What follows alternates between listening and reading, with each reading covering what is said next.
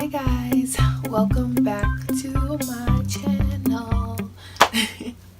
Okay, so today I wanted to do like a study abroad 101 type video, just like all the things that I wish I knew when I was choosing a program, choosing a school that I wanted to go to, choosing courses, paying for it, just like money and information.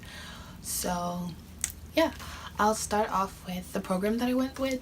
I went with ISEP, and ISEP offers two programs. They offer exchange and direct. Exchange is when you pay your home university tuition, board, room, all of that while you're abroad, whereas direct is when you're directly paying your host university. Now, I am an exchange student, so I'm paying my home university, but if there are like certain things that I wish I knew before I chose exchange, and I probably would have chose direct. Like, one thing that made me choose exchange was that all of my financial aid and scholarships that I get back from my home university, that applies to the tuition while I'm over there. But a con to that is courses, schools, universities abroad are so much cheaper than they are in the States. Like, my home university tuition, I think it's like $28,000, whereas EWA's is like $4,000. So it's just like, it's a pro and con. Like, yeah, you don't have to pay for it directly out of pocket if you have scholarships and grants and stuff, but at the same time, would you rather pay 28 or would you rather pay 4,000? Yeah, pros and cons. And also another thing with EWA, and specifically like the exchange program, EWA doesn't have a meal program, like a meal plan at all. So with the exchange program, you get a meal stipend for your home university. So if you're paying for your home university scholarships and loans and stuff, you don't have to pay for the meals out of pocket, because you get reimbursed for the amount of money you would pay at your home university for your host university. And another thing is, I highly recommend that you start planning your trip abroad at least a year before, because studying abroad can be so expensive, and that's something that no one told me. So luckily I'm a super planner, so I always plan ahead anyway. But yeah, no one told me that studying abroad would be so expensive. With ISEP, you have to pay a $100 application fee, then you have to pay a $325 placement fee, and then on top of all that, you also have to buy ISEP's insurance, which was like it was like $380 something for 4 months while I'm abroad. And then you also have to buy your plane ticket to your country that you're going to. Like, your school doesn't pay for that, you have to pay for that out of pocket. And for me, that was like, it was high, it was not cheap, and I didn't know that.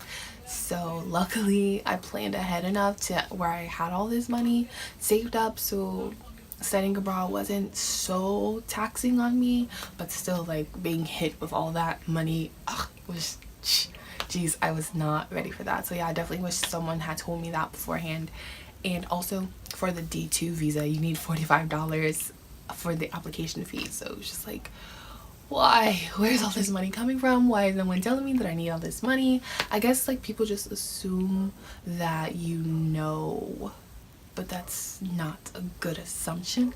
Because when I did exchange, I was like, oh, well, I don't have to pay for anything out of pocket because I'm paying my home university everything. Haha, no, it doesn't work like that. So yeah, I highly recommend that you start with scholarships, especially if you're a little worried about having to pay for study abroad. Definitely do scholarships as soon as you want to start studying abroad. Look for studying abroad specific scholarships. You can check out Niche, you can check out College Greenlight, you can check out FastWeb. Like, those scholarship websites have specific study abroad scholarships that I highly recommend that you go try to apply for, because you never know, you may get it. And also, if you are Pell Grant eligible, there is this thing called a Gilman scholarship. Unfortunately, I was not able to apply for that scholarship.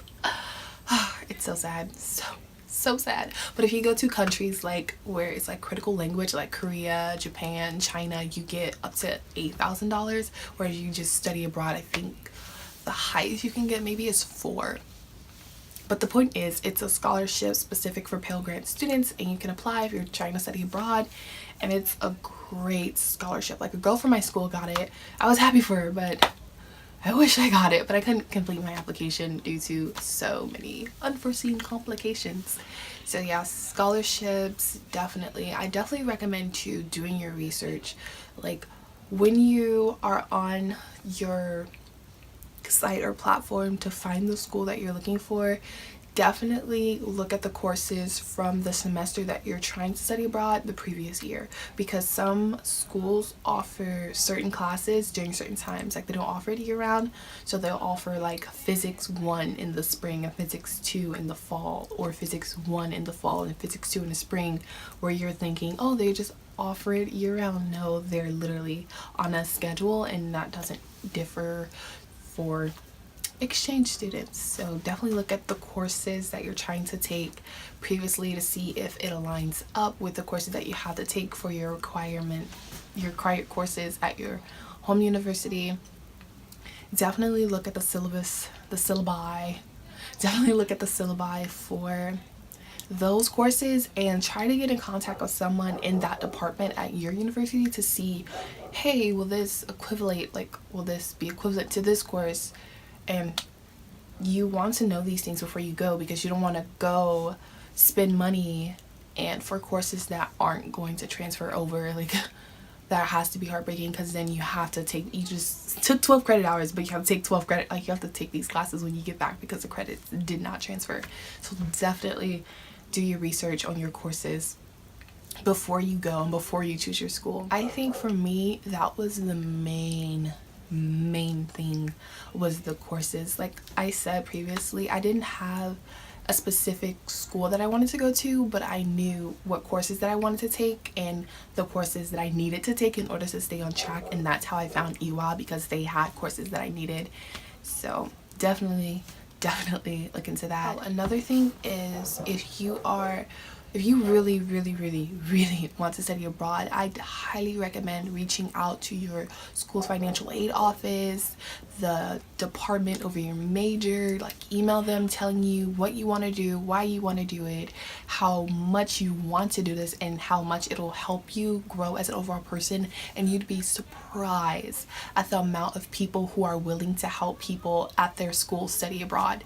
It's mind-blowing. Like, you wouldn't know unless you ask or go seek help somewhere. But there are generous people out there who want to help students get that knowledge and get that experience of studying abroad. So definitely reach out to your school, anyone. Just reach out to people, because you never know where help may come from. And another tip that I have for you is to stay open-minded. I understand that you've been so into K-pop, so into K-fashion, so into K-dramas that you want to go to South Korea. But if there are no schools in South Korea that are beneficial to your progress at your home school, don't go. I know it's so sad. You've been dreaming of this your whole life. But remember, you don't have to study abroad to go to another country. You can literally travel there whenever you want, whenever you want. So yeah, stay open-minded about where you want to go, because you'd be surprised at the things you learn about that school and the things you'll see while you're there. And you like, oh, I didn't want to go here first, but then you're there and you absolutely love it and you love your experience. And I think that's all that I have for this Study Abroad 101 video.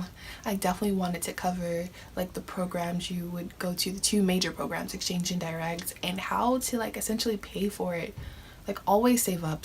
As soon as you know you want to go, start saving your money, because it's so expensive and people just don't tell you that. Like, they just assume that you know. So definitely check into your programs, check with your finances, start saving up as soon as you can, and just stay open-minded about the whole experience. So Yep. Well, that's all for today. I will be posting another video sometime next week, and I really hope this video was helpful to all of you guys. Make sure to leave comments and subscribe if you want more of my journey. Bye.